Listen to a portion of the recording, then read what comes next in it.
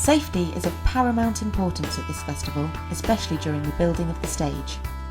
Rob Easton, Health and Safety Manager for the Green Man. You start planning health and safety when you see the green field. You say, can we make this work? Can we make it work for the guest, for the staging? So you look at sites and they're beautiful, but unfortunately you just can't make them work as a festival site. It sounds like a cliche, but find a good site and make it great. The main stage is the largest structure on site. What role does health and safety play in choosing it? What we tend to go for is designs that have already been approved. So you're going with a staging and a covering that is put up, say, 10, 15, 20 times in a year. The guys that you employ do this week in, week out, and every now and again you just have to test them, but you've got to trust them. You do have issues on the stage. Obviously you've got a big lighting rig, you've got a lot of electrics on there, so again you've got to have competent persons inspecting the lighting. Some sites will want to put on pyrotechnics, lasers, bangs, whistles, and we know the controls. And again, the people that are installing them now know what the law is and know what we're looking for. So you very rarely have to correct them on anything. There has been cases in the past where someone's come in and they've built a laser off the internet and they want to put it on for their uncle's band, and you're just going, do you know what, that's staying in the box. One of the problems that we've got this year is we've moved the stage slightly, and you've got the feed that goes from the front of house mixing desk to the stage.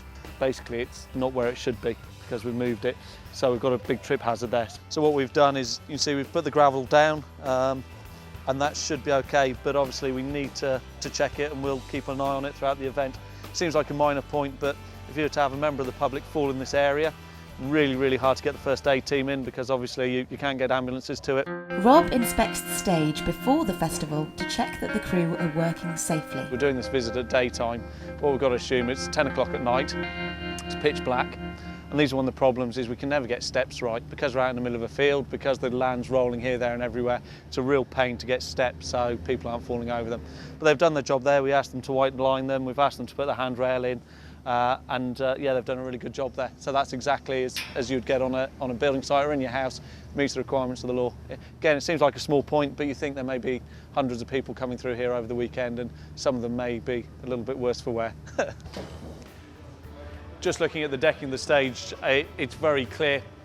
You'll notice there's not a lot of stuff on it. You've got feeds, you've got the electric feeds for the back line, you've got some lighting, but what they try and do is keep the stage as clear as possible. Also, it makes the changes easier, but also means there's very little for these guys to fall over or trip over. So it looks really tidy.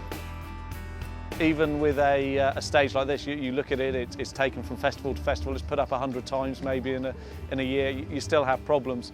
There's a great example here. So we've got an upright, which is nice and sturdy. Then you've got the upright here off the ramp, but the problem we've got is if we weren't to put this stropping in here, people could fall, and then you've obviously got a fall from height, you've got a 2-metre fall, which would, could be fatal. So you can't take for granted that because this kit's been up 100 times before, because this kit is specifically designed for the task, you've always got to look at it, you've always got to question it. That's a great example that you still need to go around and make modifications on the day to make sure it's safe to use. How can Rob balance the need to be safe with providing a great show? One thing you'll notice about the Green Man is we don't have low-level barrier in front of the stage. A lot of events you'll go to, they'll have low-level barrier, they'll have security, they'll have a pit, and the audience will be maybe 10, 15 metres away. But you look at the audience profile, are these going to be people that are going to be jumping on stage, trying to crowd surf? Do you know what? Probably not. The audience love it because they feel it's very relaxed and that we're trusting them. And again, it sets the tone for the event. So it's funny, one small thing like that can really set the tone for the entertainment.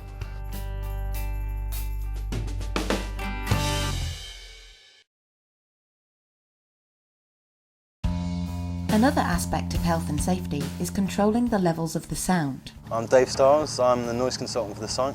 I implement the noise plan, so we have to make sure that the crowd aren't exposed to any dangerous levels of sound. As part of the licence conditions for the festival, we have to minimise noise nuisance. So we'll be taking measurements around the site to make sure that we're not disturbing the neighbours too much. The audience are there for the music, but how loud should it be? 100 dB is what we're aiming for in the crowd areas because that's level sufficient to be pleasing. Minimum really would be 95 decibels, and so we're going to aim to be somewhere in between the two really. Where is the nearest residence that you measure at? We can see it from here. I think it's the house up on the hill, but it's complete line of sight, so yeah. There's not a huge lot we can do about that.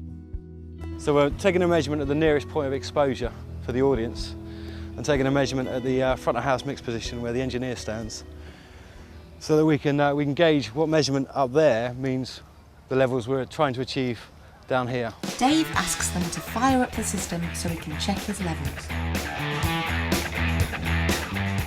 There you go, the maths works. 99.7 at the barrier, and that's achieving 95 at the desk. That was the plan, and first time that worked out pretty well, so I'm quite happy with that. Does it always work that smoothly? No. Why is Dave's job important for the smooth running of a festival? Well, if we breach our licence and are effectively causing a public nuisance, we won't be granted a licence next year. So it could mean that the festival won't happen again.